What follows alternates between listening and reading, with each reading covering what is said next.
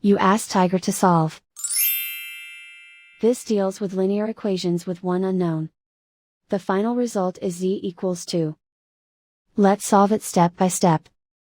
Group all constants on the right side of the equation. Add 18 to both sides. Simplify the arithmetic.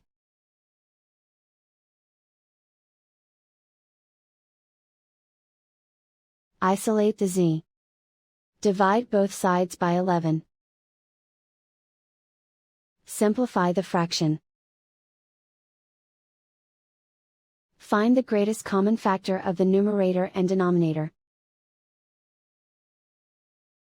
Factor out and cancel the greatest common factor.